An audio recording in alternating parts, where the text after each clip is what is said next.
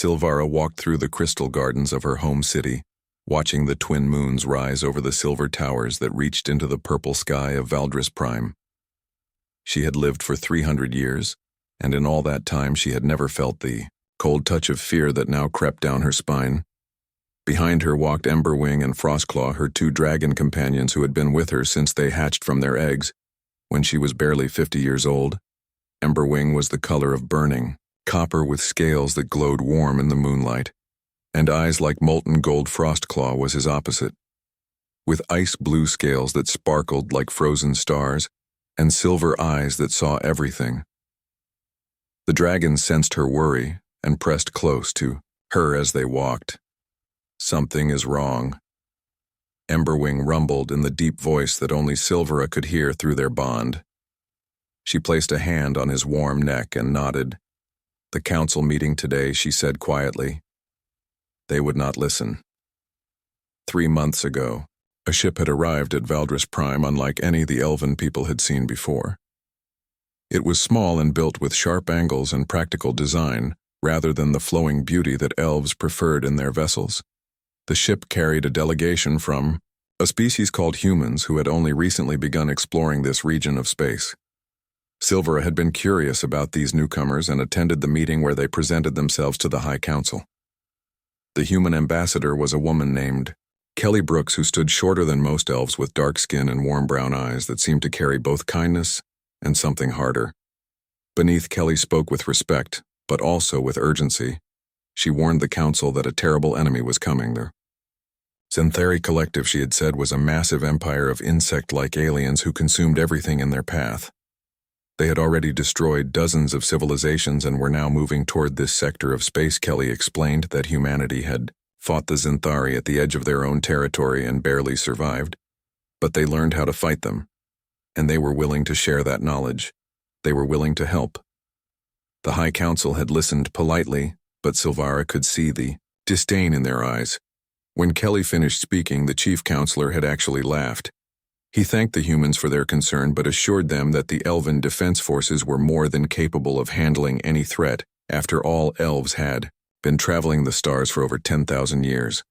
They had advanced technology, powerful weapons, and the wisdom of ages. What could a species barely 300 years into space travel possibly teach them?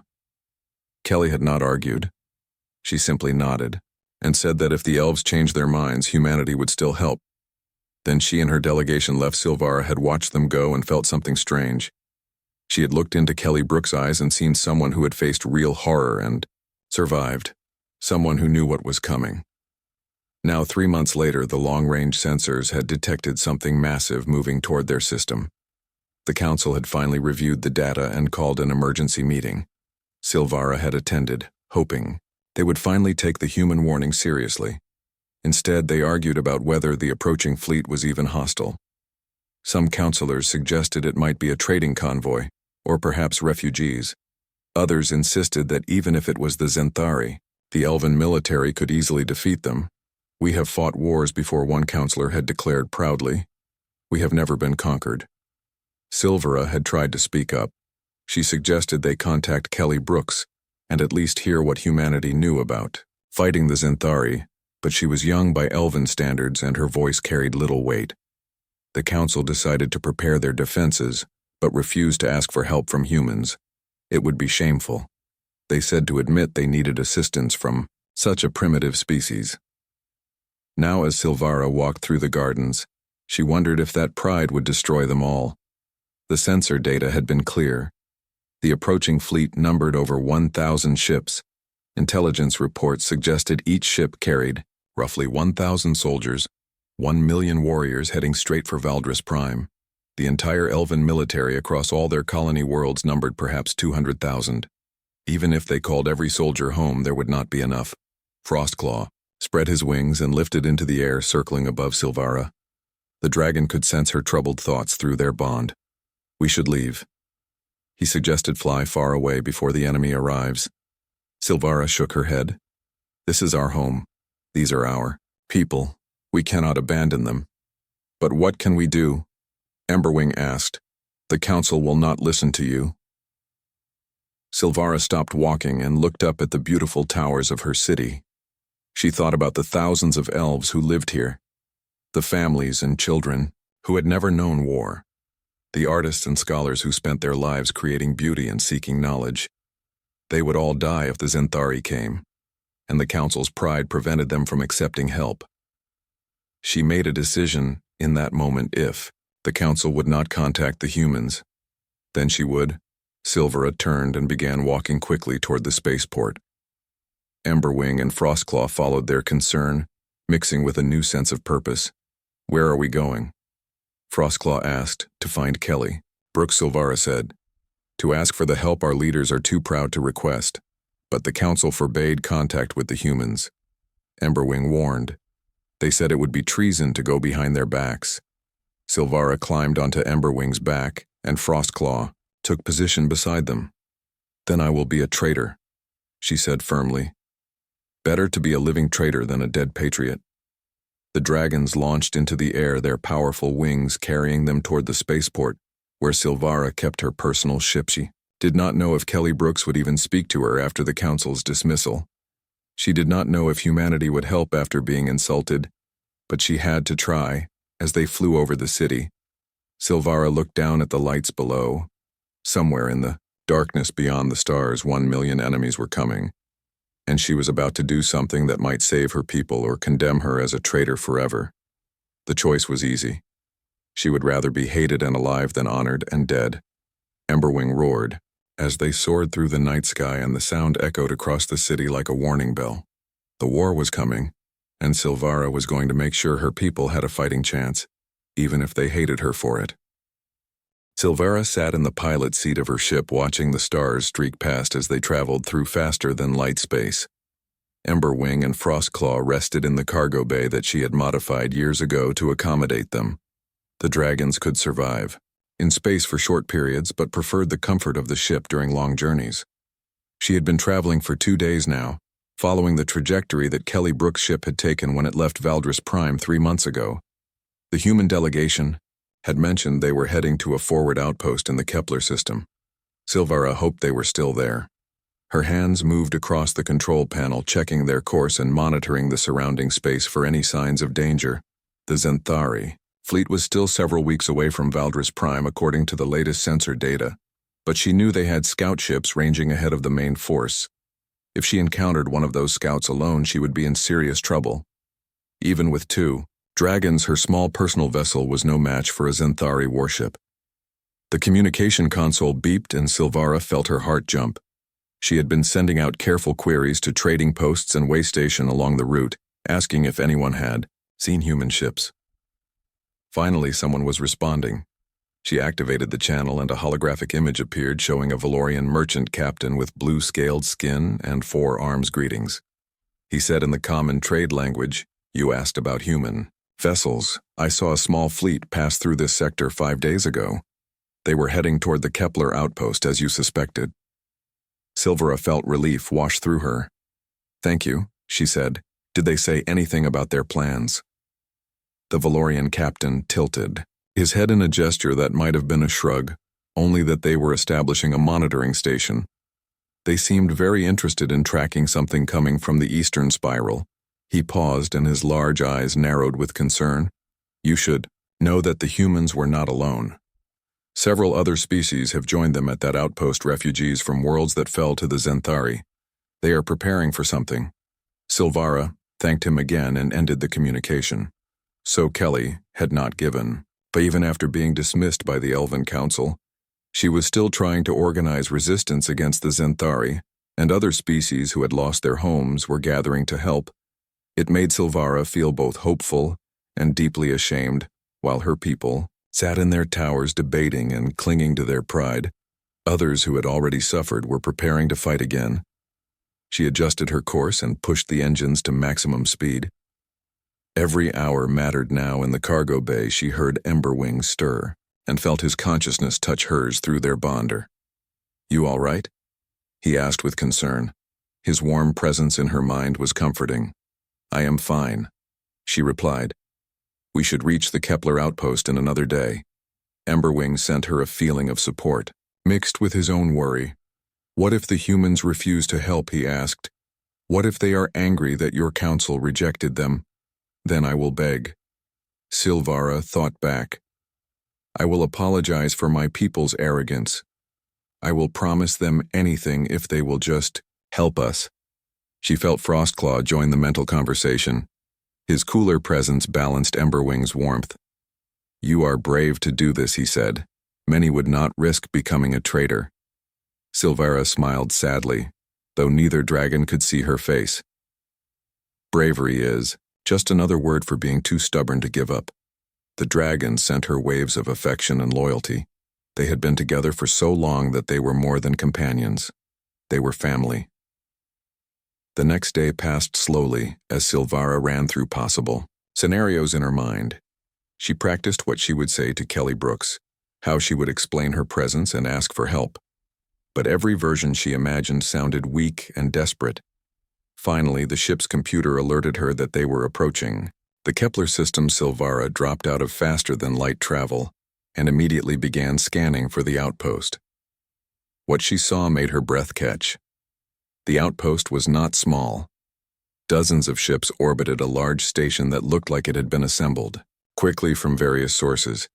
She recognized hull designs from at least 5 different species all connected together in a makeshift but functional structure. As her ship approached, a communication channel opened automatically. This is Kepler Station. A voice said in accented but clear trade language, identify yourself and state your business. Silvara took a deep breath. This is Silvara of Valdris Prime, she said. I am seeking Ambassador Kelly Brooks. I need to speak with her urgently. There was a long pause. Then a different voice came through the channel, a familiar voice that Silvara remembered from the council meeting. This is Kelly Brooks, the human said.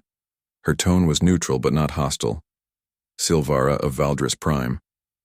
I did not expect to hear from your people again. Silvara felt her pride crumble completely. Ambassador Brooks, she said, and her voice shook slightly. I come alone without the council's knowledge or permission. I need your help. Another pause. Then Kelly spoke again, and this time there was something softer in her voice. Come aboard, Silvara, she said. Docking Bay 3. We will talk. Silvara guided her ship toward the indicated bay. Through the viewports, she could see crew members moving around the station, humans working alongside insectoid Kresh and the tall plant-like Verdani species that had been enemies in the past now cooperating. As her ship settled into the docking clamps, Silvara stood and walked back to the cargo bay. Emberwing and Frostclaw were already on their feet, sensing her nervous energy. Stay close, she told them. I do not know how this will go. The dragons flanked her as the airlock opened and she stepped onto the station. Kelly Brooks was waiting for her. The human woman wore practical work clothes rather than diplomatic robes or military armor. Her expression was guarded but curious. Silvara stopped a few steps away and did something she had never done before. She knelt down on one knee and bowed her head in the human gesture of supplication she had seen in historical records. Ambassador Brooks, she said, I come to apologize for my people's arrogance and to beg for your help. Our pride was foolish. You warned us and we did not listen. Now the Zenthari are coming and we are not ready. Please help us. Kelly walked forward and Silvara felt a hand touch her shoulder. Stand up, the human said gently. You do not need to kneel. Silvara rose and met Kelly's eyes. She saw no anger there, only a kind of sad understanding. Your council rejected our help. Kelly said, why should we risk our people for yours now because innocent people will die? Silvara said simply. Children who had no part in the council's decision, elders who spent their lives creating beauty, not war. They deserve a chance to live. Kelly studied her for a long moment, then she smiled slightly. Come, she said. Let me show you what we have been building. And as they walked deeper into the station, Silvara felt hope kindle in her heart for the first time in weeks. Kelly led Silvara through the corridors of Kepler Station with Emberwing and Frostclaw following close behind. The dragons had to walk carefully to avoid hitting the lower ceilings with their wings, but the station crew seemed unfazed by their presence. In fact, several people stopped to admire them. A young human engineer named Lisa Chen actually reached out to touch Frostclaw's scales with wonder in her eyes. Beautiful, she whispered. The ice dragon lowered his head and allowed the touch. Silvara watched, in amazement. Her people treated dragons with respect but also with caution. These humans seemed to have no fear at all. They entered a large room that Kelly called the Operations Center. Holographic displays filled the space, showing star maps, tactical data, and real-time feeds from sensor networks. At least 20 people worked at various stations, and Silvara recognized multiple species among them. Kelly walked to the central display and expanded it with a gesture. "This is what we know," she said. "Xanthari main fleet will reach Valdris Prime in approximately 18 days. They are bringing overwhelming force because that is their standard strategy. They do not negotiate. They do not show mercy. They simply consume." Silvara stared at the data. The numbers were even worse than she feared. "How did you survive when they attacked your territory?" she asked. Kelly smiled grimly. "Humans are good at two things," she said, "adapting and being stubborn. The Xanthari are used to fighting enemies who meet them, head-on species with honor codes that demand direct combat. We do not have that problem." A Kresh officer clicked his mandibles in what Silvara recognized as laughter. "Humans fight dirty," he said with approval. "They attack from unexpected angles, use tactics that seem cowardly." But Kelly nodded without shame. "The Xanthari are strong and numerous," she explained, "but they are also predictable. They rely on their numbers and their powerful weapons. They expect fear. When they invaded our colony on New Terra, we evacuated most of the civilians, and then we made them pay for every meter of ground. We used guerrilla tactics, hit and run attacks, traps, and ambushes. We made them afraid." She pulled up footage from that battle, and Silvara watched in shock. Small teams of humans appeared from nowhere, destroyed Xanthari equipment, and vanished before reinforcements could arrive. They used the terrain, turning forests and cities into deadly mazes. They even captured Xanthari weapons and used them against their owners. It was nothing like the honorable warfare that elves practiced. It was brutal, efficient, and terrifying, and it worked. After 6 months, the Xanthari withdrew from New Terra.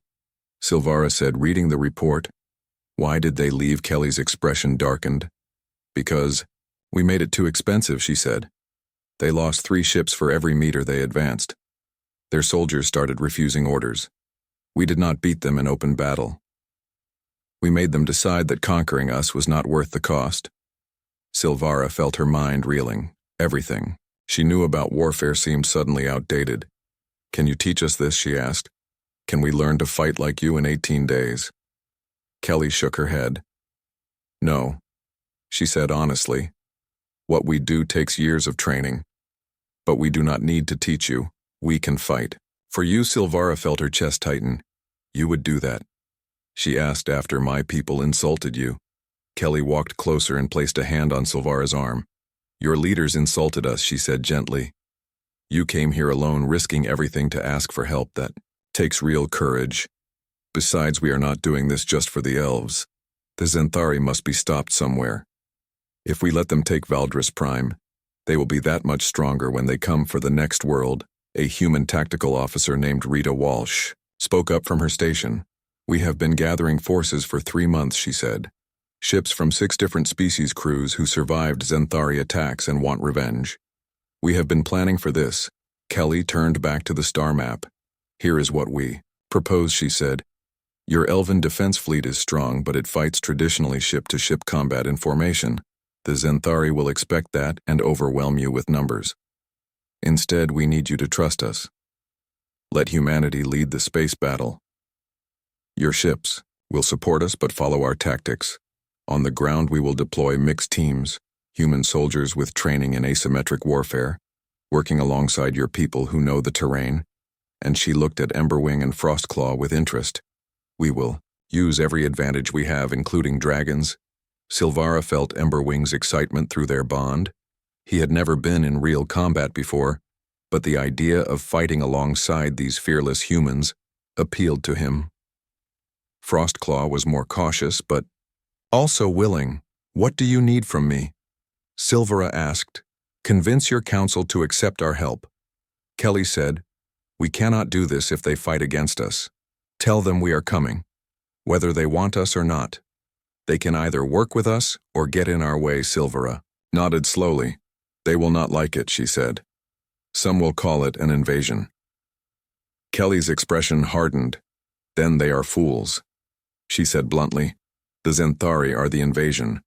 We are the help they were too proud to ask for. Let them call it whatever they want, as long as they do not interfere. Over the next several hours, Kelly showed Silvara the full scope of the plan. The human fleet numbered only 40 ships compared to the Zenthari's 1,000, but each human vessel was equipped with advanced weapons and tactics that seemed to bend the rules of conventional warfare. They had stealth technology that made ships vanish from sensors missiles that could change course mid-flight to hit from unexpected angles, drone swarms that overwhelmed enemy defenses, and, most importantly, they had something Kelly called the Chaos Doctrine. Never fight the way the enemy expects, she explained. Always be unpredictable. Make them react to you instead of you reacting to them. Silvara also met the ground force commanders, a tough, human woman named Patricia Moore, who had fought the Zenthari on 3 different worlds, a Verdani warrior named Thornblade, whose people had been nearly exterminated by the insects, a young Kresh soldier named Clickwhistle, who had lost his entire hive cluster. They all shared one thing. They had faced the Zenthari and survived, and they were determined to make sure no one else lost their home. Patricia looked at Silvara with hard eyes. Your people are not ready for what is coming, she said. The Zenthari do not just kill. They make examples. They destroy everything beautiful to break your spirit. Silvara thought of the crystal gardens and silver towers of her home. She thought of the art galleries and concert halls, the schools where young elves learned. Ancient songs, all of it would burn if the Zenthari won. Then we must not let them win, she said firmly. Patricia smiled for the first time. Good answer, she said. When Silvara finally prepared to return to Valdris Prime, Kelly walked with her back to the docking bay. Remember, Kelly said the council will resist. They will see this as humans taking over. You must make them understand that pride is a luxury they cannot afford right now. Survival comes first. Silvara climbed into her ship with Emberwing and Frostclaw as the airlock sealed. She sent one final message to Kelly. Thank you, she said, for not giving up on us even when we gave up on ourselves. Kelly's response came through clear and strong. That is what allies do, she said. We show up now. Go convince your people. We launch in 3 days, whether they agree or not. As Silvara's ship pulled away from Kepler Station, she felt something she had not felt in months. Hope. The humans were coming, and maybe her people would have a chance. She just had to convince the most stubborn council in the galaxy to accept help from a species they considered beneath them. It was going to be the hardest fight of her life, and it had not even started yet. Silvara stood before the High Council, feeling the weight of dozens of ancient eyes upon her. She had returned to Valdris Prime just hours ago and immediately requested an emergency session. The councilors sat in their curved crystal seats arranged in a semicircle around her. Their expressions ranged from curious to hostile. Chief Counselor Theron spoke first, his voice cold with displeasure. You left without permission, he said. You made contact with the humans against our explicit orders. Some call this treason. Silvara lifted her chin. Call it what you want, she said. I did what was necessary. The Zenthari will be here in 15 days. We cannot stop them alone. The humans can help, and they are coming. Chaos erupted in the chamber. Counselors shouted over each other. Some demanded Silvara be arrested. Others wanted to refuse the human fleet entry to their space. A few sat silent, clearly torn between pride and survival. Counselor Mira, who was younger than most, finally stood. Let her speak. She said firmly, we sent her away before. Let us at least hear what she learned. Theron glared but gestured for silence. Silvara took a deep breath and began. She told them everything about Kelly Brooks and the alliance being built at Kepler Station, about the survivors from other worlds who had faced the Zenthari, about the tactics that had driven the insects away from human space. She described the Chaos Doctrine and the unconventional warfare that humanity practiced. When she finished, the chamber was quiet. Then Theron spoke, and his voice dripped with scorn. You want us to trust these primitives, he said, to let them lead our defense. We have 10,000 years of military tradition. They have barely 300 years in space. What can they possibly know that we do? Not Silvara felt anger rise in her chest. They know how to survive, she said sharply. They know how to fight an enemy that outnumbers them. They know how to win when winning should be impossible. What do we know? We know how to lose with honor, gasps echoed through the chamber. No one spoke to the council this way, but Silvara was past caring about protocol. Look at the data, she continued, pulling up the holographic display. 1 million Zenthari soldiers. 1,000 ships. Our entire military is 200,000 strong and scattered across 12 colony worlds. Even if we recall everyone, there will not be enough. The math is simple. We lose. Counselor Mira studied the numbers, her face growing pale. What exactly are the humans proposing? She asked. Silvara explained the plan. The human fleet would engage the Zenthari in space using hit-and-run tactics. The Elven fleet would support them but follow human command structure. On the ground, mixed teams would use guerrilla warfare to bleed the enemy. Theron shook his head violently. Absolutely not, he said. We will not surrender command of our own military to outsiders. It would be humiliating. Then you will be dead, Silvara said bluntly, but at least you will die with your pride intact. The counselors erupted again, but this time Silvara noticed something. Several of them were nodding slowly. Fear was finally overcoming pride. Counselor Mira stood again. I propose we accept the human offer, she said. With conditions. We maintain joint command. Our officers work alongside theirs. We do not surrender, we cooperate. Theron looked like he had swallowed poison, but he saw the tide turning. Other counselors were standing in support of Mira. Finally he spoke. Very well, he said. But if this fails, the responsibility falls on you, Silvara. You brought the humans here. Their actions are your burden. Silvara bowed her head. I accept, she said. 3 days later, the human fleet arrived. Silvara stood on the command deck of the orbital defense station, watching the ships emerge from faster than light. Travel 40 human vessels appeared in perfect formation. They were smaller than elven warships but moved with a grace that suggested deadly purpose. Behind them came ships from the other allied species, the Kresh destroyers, the Verdani cruisers, even a few independent vessels from merchants who had lost everything to the Zenthari. Kelly Brooks' voice came through the communication channel. Valdris Prime Defense Fleet. This is Ambassador Brooks. We are here to help. Let us coordinate our forces. The Elven Fleet Commander Admiral Kazran was an old warrior with centuries of experience. He had been against accepting human help, but now his duty demanded cooperation. Ambassador Brooks, he said formally. Welcome, let us discuss strategy. Silvara smiled. It was beginning over. The next 12 days, the combined fleet prepared. Human tactical officers worked with Elven commanders, teaching them new maneuvers. Ground teams trained together, learning each other's strengths. Patricia Moore set up defensive positions around the major cities. She placed her soldiers in unexpected locations, on rooftops, in underground tunnels, hidden in forests. The elves watched with confusion. This was not how battles were fought, but they followed orders. Silvara spent her time flying patrol routes with Emberwing and Frostclaw. Kelly had asked her to scout the outer system and report any signs of the enemy. The dragons could cover vast distances quickly, and their senses were sharper than any technology. On the 13th day, Frostclaw detected something. His mental voice sharp with alarm ships, he said. Many ships coming fast. Silvara immediately sent the warning. The Zenthari had arrived early. The enemy fleet dropped out of faster-than-light travel at the edge of the system. 1,000 ships arranged in a massive wedge formation. They began moving toward Valdris Prime with terrible inevitability. On the command deck, Admiral Kazran looked at the display with dread. So many, he whispered. Kelly Brooks stood beside him, her face calm. Numbers mean nothing if they cannot hit you, she said. All ships execute pattern Delta. The human fleet suddenly scattered, breaking formation in a way that made the Elven officers gasp. It looked like chaos. It looked like panic. But Silvara understood. It was the Chaos Doctrine, in action. The Zenthari fleet maintained formation and began firing. Massive energy beams lanced through space, but the human ships were already gone. moving in unpredictable patterns, appearing and disappearing from sensors.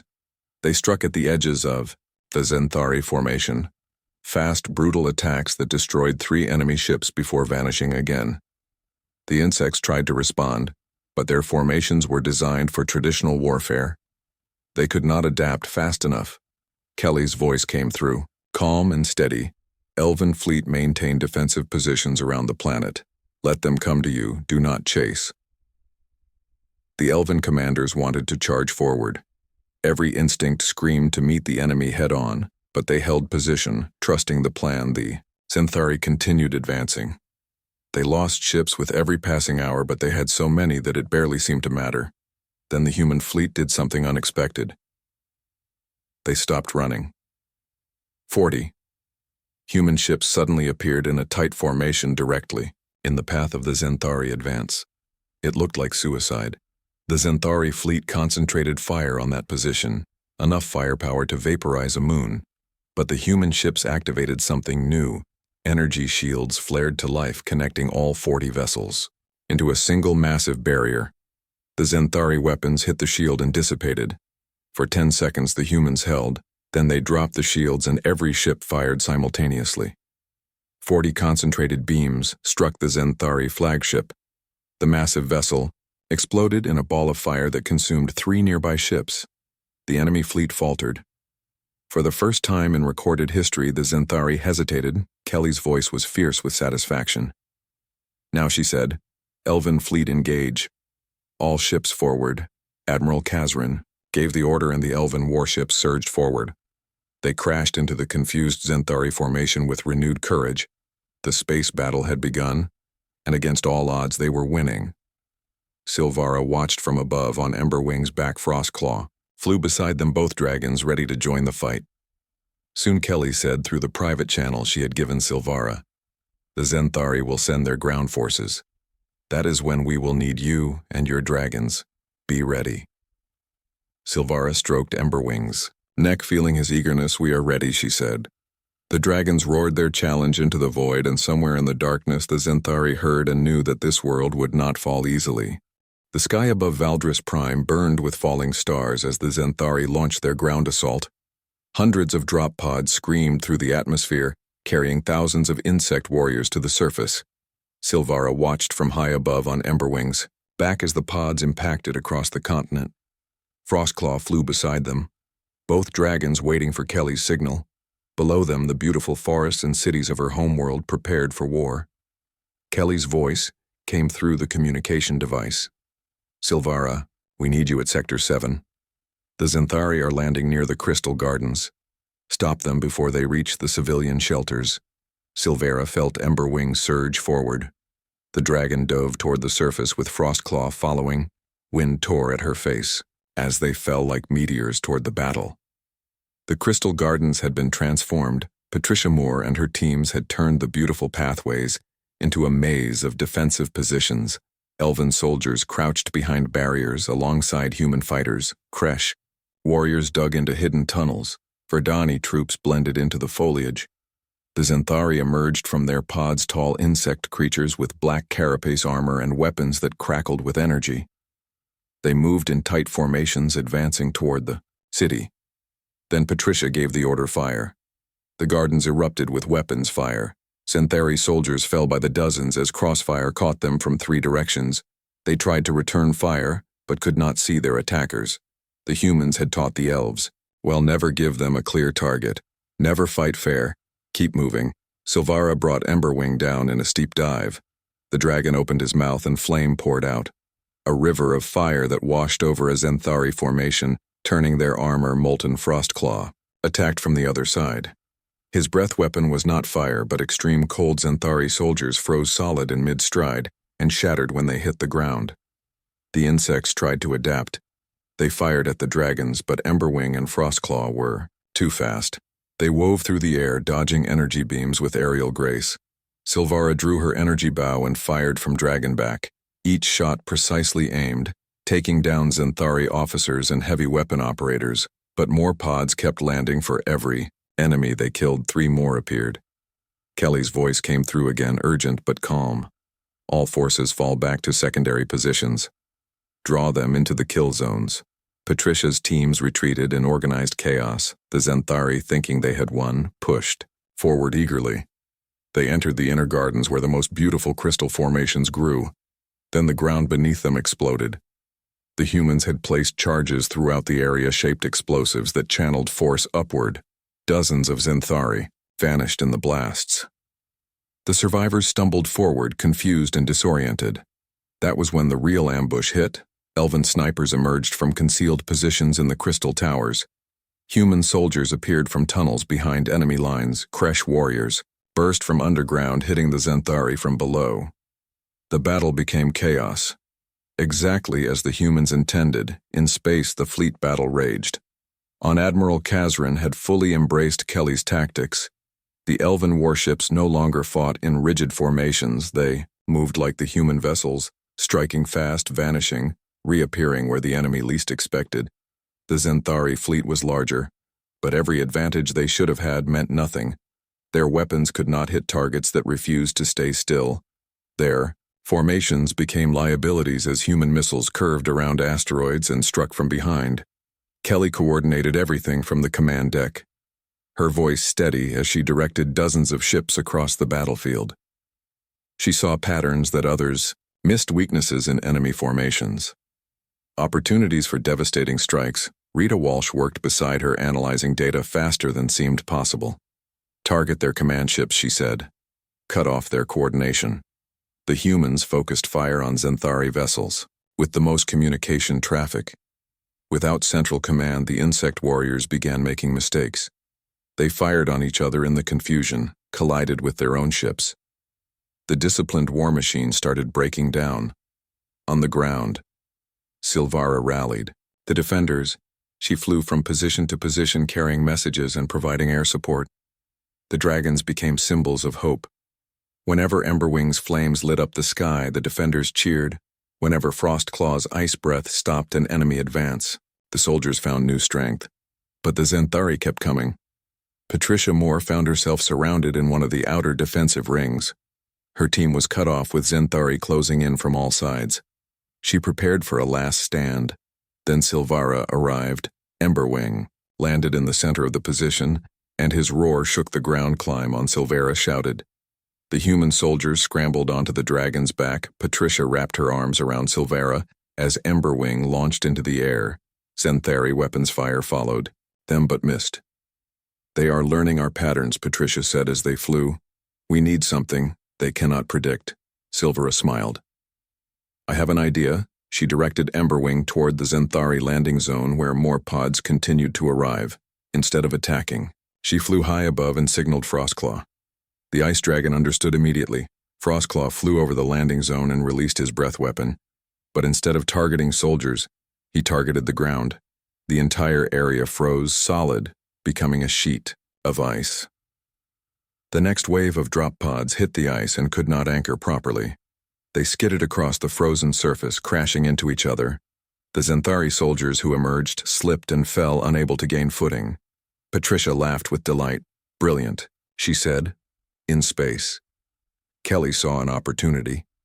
The Zenthari fleet was bunching up, trying to protect their remaining command ships. That made them vulnerable to a tactic she had been saving. All ships, she broadcast. Execute maneuver, Omega Humanity calls this. The hammer. The human fleet and their allies suddenly accelerated directly at the Zenthari formation. It looked like a suicidal charge. The insects concentrated all their fire on the approaching ships. Then at the last moment the Allied fleet scattered. They had not been aiming at the Zenthari at all. They had been hurting them. The enemy fleet found itself pushed into a tight cluster, and waiting in the shadow of Valdris Prime's largest moon was a surprise. 10 massive human ships emerged, vessels that had been hidden using stealth technology. These were not warships, they were cargo haulers, each one filled with thousands of tons of metal debris. The cargo ships released their loads directly into the Zenthari formation at the speeds they were traveling. The debris became deadly projectiles. Zenthari ships exploded by the dozens as metal fragments tore through their hulls. The enemy fleet broke.